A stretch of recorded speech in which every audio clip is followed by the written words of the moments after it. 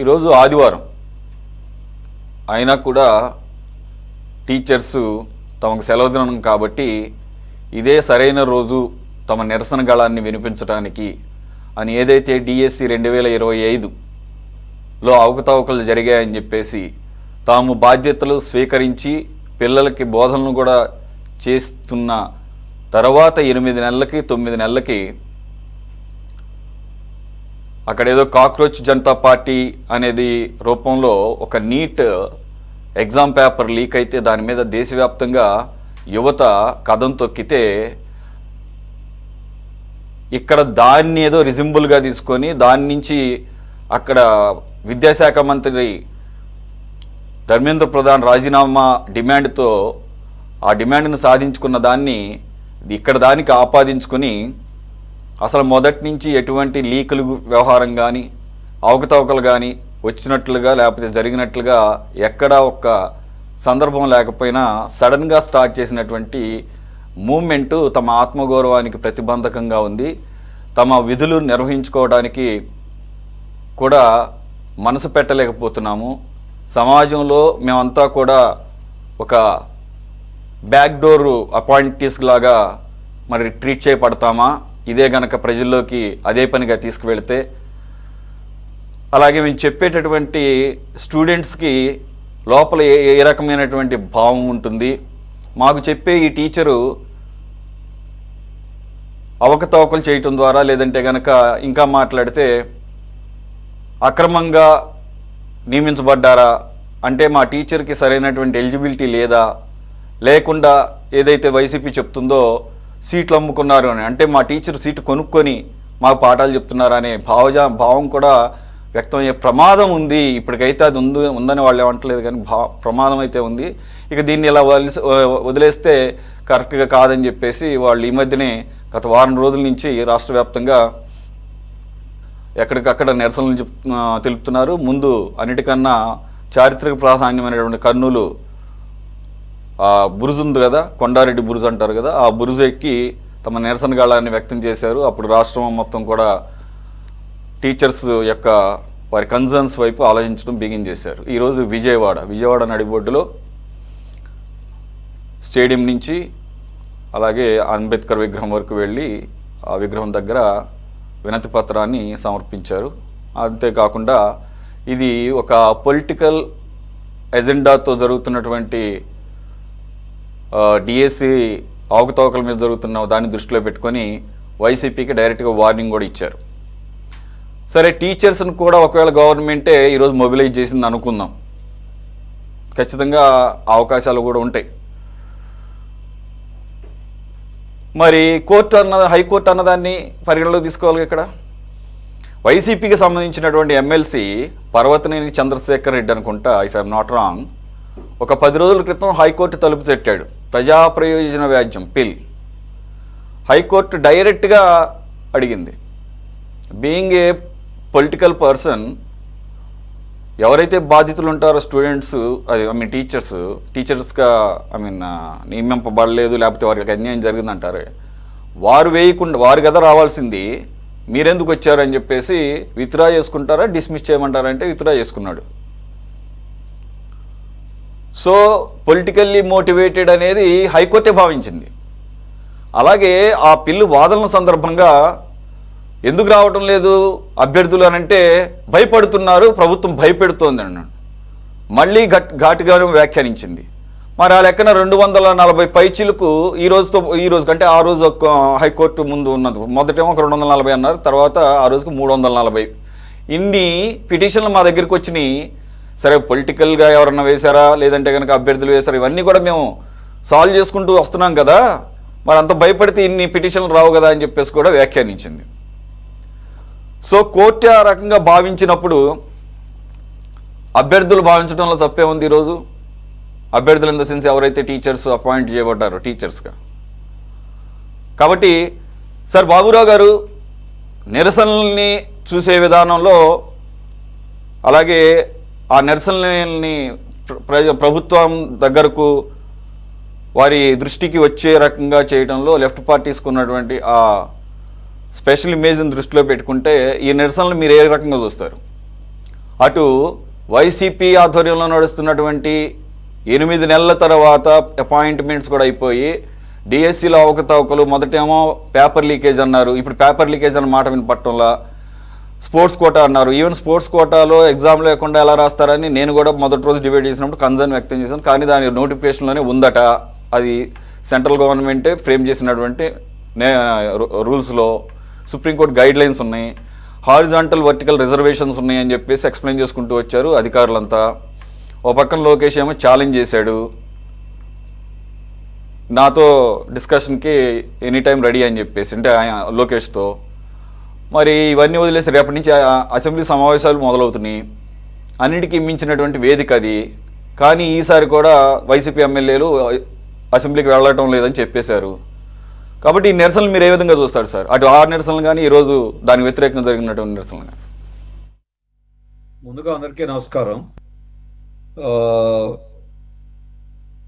ఎవరైనా వాళ్ళకున్నటువంటి అభిప్రాయాల మీద, కోరికల మీద, వాళ్ళకు వచ్చినటువంటి విషయాల మీద నిరసనలు తెలియజేయటం అనేది లేదు. నిరసనే కాకపోయినా వాళ్ళ ఉద్దేశాన్ని వ్యక్తం చేసేటువంటి రూపంలో కార్యక్రమాలు నిర్వహించడం, ప్రదర్శనలు నిర్వహించడం ఒక ప్రజాస్వామ్య హక్కు. కాబట్టి ఎవరికైనా హక్కు ఉంటుంది, చేయొచ్చు, దాంట్లో ఎటువంటి సందేహం లేదు. అలాగే ఈ విషయం దగ్గరికి వచ్చినప్పటికీ వారు మమ్మల్ని అవమానించారు, లేకపోతే మమ్మల్ని అనుమానిస్తున్నారు, మమ్మల్ని కించపరుస్తున్నారు అనే పద్ధతిలో వాళ్ళ యొక్క అభిప్రాయాన్ని ర్యాలీ రూపంలో తెలియజేశారు. అయితే డిఎస్సి విషయంలో మిగిలినటువంటి విషయాలు ఎలా ఉన్నా, ఎవరి అభిప్రాయాలు ఎలా ఉన్నా, స్పోర్ట్స్ కోటాలో జరిగినటువంటి డిఎస్సి కొన్ని అనుమానాలకి ఖచ్చితంగా ఆస్కారం కలిగిస్తాం. మిగతా జనరల్ దాంట్లో నిర్దిష్టమైనటువంటి ఆరోపణలుగా రుజువు చేయగల మరి ఎవరి దగ్గర ఉంటే అది ఖచ్చితంగా ముందు పెడతారు. కానీ స్పోర్ట్స్ విషయంలో అనేక తరగతుల వాళ్ళు లేవనెత్తారు. ఇప్పుడు ప్రభుత్వం యొక్క సమాధానం ఏంటి? ఇది కేంద్ర ప్రభుత్వం యొక్క గైడ్ లైన్స్ అని. రెండోది టీడీపీ కానీ అధికార పార్టీ కానీ ఏం చెప్తూ వస్తుంది? వైసీపీ టైంలో కూడా నియామకాలు స్పోర్ట్స్లో ఇలాగే జరిగినాయి. అది వైసీపీ జరిగినా కేంద్ర ప్రభుత్వం జరిగినా స్పోర్ట్స్ కోటాలో జరిగిన నియామకాల్లో అవకతవకలకి ఆస్కారం ఉందనేటువంటి స్పష్టమైన కొన్ని అనుమానాలు ఎవరెత్తినప్పుడు దానికి ప్రభుత్వం నుండి సరైన సమాధానం ఇవాళ వరకు రాదు. దాంట్లో ఉన్నటువంటివి ఏమిటి? విజేతలకు కాకుండా పార్టిసిపెంట్స్ కూడా డిఎస్సిలో పోటీలో పాల్గొంటేది చాలు, అవి దీంట్లో కోటాలో స్పోర్ట్స్ కోటాలో ఇవ్వచ్చు అని చెప్పి చెప్తున్నారు. నిబంధనలు అన్నారు. నిబంధనలు ఏవైతే నిబంధనలోనే తప్పులు ఉన్నట్లు లెక్క. అది కేంద్రం ఇవ్వచ్చు, గత ప్రభుత్వం పాటించవచ్చు, ఎవరైనా పాటించవచ్చు. అసలు స్పోర్ట్స్లో చాలా ఆరోపణలు వచ్చినాయి. మేము మెడల్స్ వచ్చిన వాళ్ళకి కాకుండా పార్టిసిపేషన్ చేసిన వాళ్ళకి ఇచ్చారని. రెండోది స్పోర్ట్స్ యొక్క జాబితాలో చూసుకుంటే కొన్ని అసలు గేమ్స్ స్పోర్ట్స్లో అవి ప్రాచుర్యం లేనటువంటి గేమ్స్ కూడా ఇచ్చారు. దీనివల్ల అనేక అవకతవకలకు ఆస్కారం ఉందని. అలాగే స్పోర్ట్స్ అసోసియేషన్స్లో ఎప్పుడు ఆరోపణలు వస్తూ ఉంటాయి. ఈ అసోసియేషన్ కాదు అసోసియేషను, ఈ అసోసియేషన్లో తప్పులు జరిగాయని ఆ స్పోర్ట్స్ అసోసియేషన్లోనే వాళ్ళు ఇచ్చినటువంటి లేఖలు, లేదు పైకి కాంపిటీషన్స్ క్రికెట్తో సహా అనేక అవకతవకలకు ఆస్కారాలు ఉన్నాయి. అది అనేక క్రీడా సంఘాలు కూడా ఆరోపణలు చేసింది.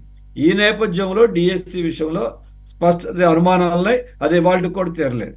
ఇక జనరల్ డిఎస్సి అంటారా, వాటిలో జరిగినాయా లేదా అనేది ఆరోపణలు చేసేవాళ్ళు సమాధానం చెప్పాలి. కాబట్టి స్పోర్ట్స్ విషయంలో విచారణ జరగాల్సిందే. అదే సందర్భంలో ఈరోజు ర్యాలీ విజయవాడలో చేశారు. ర్యాలీ చేసినప్పుడు వాళ్ళ అభ్యర్థులుగా చేయొచ్చు. ముఖ్యమంత్రి చంద్రబాబు నాయుడు గారు, లోకేష్ గారు ఫోటోలతో వీళ్ళకి పనే ఉంది. అంటే దీన్ని రాజకీయంగా వాడుకోవడానికి అధికార పార్టీ ప్రయత్నం చేస్తుందా? ఆ అవకాశం ఎందుకు కలిగించాలి? వాళ్ళ అభిప్రాయాలు చెప్పొచ్చు. మేము నిజంగా పరీక్ష రాసాం, మేము నిజమైన అభ్యర్థులు, మమ్మల్ని తప్పుగా చూడొద్దు అని వాళ్ళు చెప్పే హక్కు ఉంది. కానీ ముఖ్యమంత్రికి, విద్యాశాఖ మంత్రికి దీనికి ఏంటి సంబంధం? వాళ్ళ పట్టాలు అంటే ఇది రాజకీయపరమైనటువంటి చేయటం కరెక్ట్ కాదు. వైసీపీ డిమాండ్ ఏమిటి, వైసీపీ వాళ్ళు ఎందుకు చేస్తున్నారు అనేది వాళ్ళు సమాధానం చెప్పుకోవాలి. కానీ ఇవాళ ఉన్నటువంటి ఈ స్థితి చూడాలి. రెండో విషయం ఏంటి? ఎవరికైనా డిఎస్సి మీదో లేకపోతే ఇంకోటి మీద ఆందోళన ఏ పార్టీ అయినా చేయొచ్చు. కానీ ఆంధ్రప్రదేశ్లో ఉన్న విచిత్రం ఏంటంటే అధికార టీడీపీ, జనసేన కానీ ప్రతిపక్ష వైసీపీ కానీ ఢిల్లీలో జరిగినటువంటి నీట్ ఆందోళన, 23 మంది విద్యార్థులు ప్రాణాలు కోల్పోయినటువంటి ఆత్మహత్యలు చేసుకున్న పరిస్థితిలో జరిగిన దేశవ్యాప్తమైనటువంటి ఆందోళనకి ఈ రెండు పార్టీలు నోరు మెదపల. ఈ మూడు అధికార ప్రధాన ప్రతిపక్షాలు వైసీపీతో సహా. ఎందుకు? మీరు నిజంగా వీటిలో ఉన్నప్పుడు అక్కడ అవకతవకలు జరిగాయని బట్టబయలైపోయింది. దాని మీద విచారణ కూడా, కొంతమందిని అరెస్ట్ కూడా చేశారు. దేశమంతా జరిగింది. నీట్ అంటే ఒక రాష్ట్రానికి సంబంధించింది కాదు, మన ఆంధ్రప్రదేశ్కి సంబంధించి ఆంధ్రప్రదేశ్లో కూడా ఆత్మహత్యలు జరిగినాయి. వీటి మీద ఎందుకు మాట్లాడు? దీని విషయంలో అధికార టీడీపీ, వైసీపీ తగాదా పడుతున్నారు. కానీ నీట్, దాని పరీక్షలో జరిగిన అవకతవకల మీద మాత్రం వీళ్ళందరూ ఒకే మాట. విద్యార్థుల ఆందోళనకి మద్దతు లేదు. రెండోది, ఈ విషయం మీద ఆందోళనలు లేవు, ఈ విషయం మీద మాట్లాడటము లేదు. మరి ఎందుకు చేయరు? దీంట్లో మీ అందరిది ఒకటే దారి. కాబట్టి వీటికి కూడా ఈరోజు సమాధానం చెప్పాలి. ఢిల్లీలో జరిగినటువంటి ఆందోళనకి పోటీగా ఆంధ్రప్రదేశ్లో డిఎస్సి ఆందోళన వేరుగా చేయండి. దానికి దీనికి పోటీ పెట్టి దాని నుంచి డైవర్ట్ చేయడానికి వైసీపీ వాడుకోవటం కూడా తప్పు కదా. మీరు మీ డిఎస్సిలో అవకతవకల మీద ఉంటే దాన్ని వేరుగా చేయండి. కానీ మీ పాక్షిక వైఖరి ఇది ఇవాళ జనం గమనిస్తున్నారు. కారణం ఏంటో చెప్పాలి. ఇక అధికార పార్టీ అంటారా? పవన్ కళ్యాణ్ గారు అయితే విద్యార్థుల్ని నిందిస్తూ ఆయన ప్రకటనలు కూడా జారీ చేశాడు. టీడీపీ వాళ్ళు బీజేపీకి భజన చేస్తూనే ఉన్నారు తప్ప నీట్ మీద, విద్యార్థుల మీద, పరీక్షల మీద అవకతవకలు ఇక్కడ జరగలేదన్నారు. నిజమే అనుకుందాం. మీరు అక్కడ అవకతవకలు జరిగితే ఎందుకు మీరు ఇది తప్పు అని ఖండించలా? ఎందుకు మాట్లాడలేదు అధికార పార్టీలు?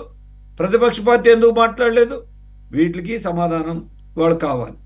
అలాగే నూతన విద్యా విధానం అని న్యూ ఎడ్యుకేషన్ పాలసీ కేంద్ర ప్రభుత్వం తీసుకొస్తే మొత్తం వ్యాపారమయం చేయడానికి విదేశీ యూనివర్సిటీలతో సహా, అలాగే సెంట్రలైజ్ కేంద్రీకృత రాష్ట్రాల హక్కులు లేకుండా గుప్పెట్లో కేంద్రం తీసుకుని, అలాగే మత ఎజెండాను ముందుకు తెస్తూ ఉంటే ఈ నూతన విద్యా విధానాన్ని టీడీపీ అమలు చేస్తూ ఉంది. ఇప్పుడు గతంలో వైసీపీ దాన్ని అమలు చేసింది.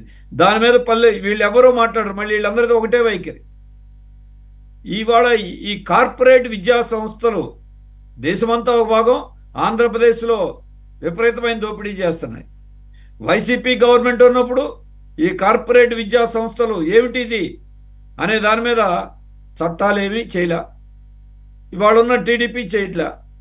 ఇవాళ దీంట్లో అవకతవకలకు ఆస్కారం కలిగిస్తున్నటువంటి అది కోచింగ్ సెంటర్లు కావచ్చు, లేదు కార్పొరేట్ విద్యా సంస్థలు కావచ్చు, వీటిల్లో ఇవాళ కేంద్ర ప్రభుత్వం ఇంకా కార్పొరేటీకరణ చేయడానికి చేస్తూ వస్తుంటే దీంట్లో మీ అందరిది ఒకటే వైఖరి కనబడతా ఉంది.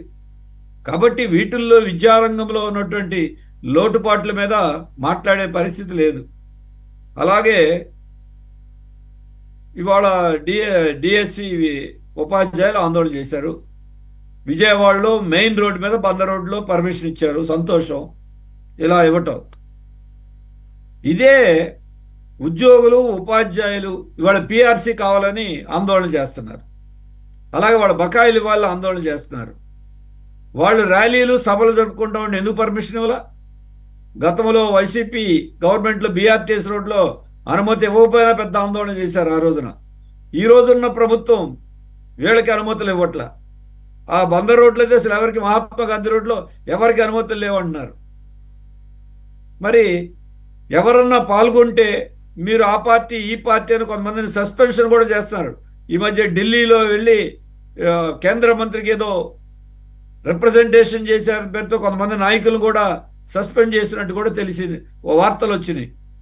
మరి ఇదే వైఖరి అంటే మీకు అనుకూలంగా ఉన్నటువంటి ర్యాలీలకు మాత్రం పర్మిషన్ ఇచ్చి నిజమైనటువంటి హక్కుల కోసం ఎవరైనా ఆందోళన చేస్తే వాడు ఉద్యోగులను ఉపాధ్యాయులను అణిచివేయటం, ఇక్కడ కూడా ద్వంద్వ వైఖరి అధికార పార్టీ కనపడుతుంది.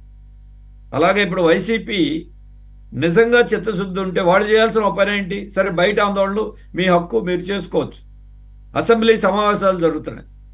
అసెంబ్లీ సమావేశాలకి వైసీపీ హాజరయ్యి, అది డిఎస్సి మీద కావచ్చు, ఇంకొక రాష్ట్రంలో ప్రజలు ఎదుర్కొంటున్న అనేక సమస్యలు ఉన్నాయి, వాటి మీద అసెంబ్లీకి హాజరయ్యి ఒక ప్రతిపక్ష పార్టీకి, ఇంకెవరు లేరు ప్రతిపక్షం, మీరే. 40% ఓట్లు వచ్చినాయి, సీట్లు తక్కువైనా అసెంబ్లీకి వెళ్ళి మీరు మరి అందరి యొక్క సమస్యల్ని అక్కడ ప్రతిబింబించాలి. ఆ పని కూడా ఇవాళ మరి వైసీపీ చేస్తున్నట్లేదు. బయట పోరాటం మీ హక్కు, చేయొచ్చు, దాంట్లో లోపాలంటే విమర్శించవచ్చు, కానీ ఈ పని చేయట్లా. కాబట్టి ఇటువంటి విషయాల మీద చేయాలి. అలాగే ఇప్పుడు వైసీపీ అవినీతి జరిగింది అని డిఎస్సిలో విమర్శిస్తున్నారు, ఆందోళన ప్రతిపక్ష పార్టీగా తప్పనిసరిగా వాళ్ళ హక్కు చేయొచ్చు. కానీ అనేక అవినీతి విషయాల్లో టీడీపీ వైసీపీ వీళ్ళిద్దరిది ఒకటే వైఖరి, గతంలో నుంచి కూడా తెలుసు. విద్యుత్ రంగంలో అవినీతి జరిగితే, అదాని కుంభకోణం జరిగితే, అది వైసీపీ టైంలో జరిగితే దాని మీద టీడీపీ మాట్లాడదు, జనసేన మాట్లాడదు, బీజేపీ మాట్లాడదు, వైసీపీ ఎలాగో మాట్లాడదు. అంటే అవినీతిలో కూడా మీరంతా కుమ్మక్కయ్యే వాటిని అందరూ కలిపి కాపాడుకుంటారు, మిగతా వాటి మీద మీరు తగాదా పడతా ఉంటారు, అల్లరి చేస్తూ ఉంటారు, ఘర్షణలు పడతా ఉంటారు. నిజంగా మీకు అవినీతి మీద, అవకతవకల మీద చిత్తశుద్ధి ఉంటే వీటి మీద కూడా చేయాలి కదా. వీళ్ళ అవినీతి వాళ్ళు, వాళ్ళ అవినీతిని వీళ్ళు కాపాడుకుంటూ ఉంటారు. మద్యం మీదో ఇసుక మీదో వచ్చిందే, మిగతా వాటి మీద ఎందుకు చేయరు? ఇవన్నీ వాళ్ళు చూస్తున్నారు.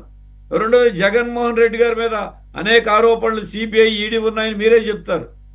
ఆ విచారణ ఎందుకు ముందుకెళ్ళట్లేదు, నిజాలేదో తేల్చట్లేదని మళ్ళీ మీ కార్యకర్తలు అడుగుతూ ఉంటారు.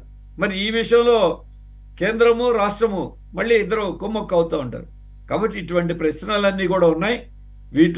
వీటిలన్నిటికీ ఈ పార్టీల సమాధానం చెప్పాలి.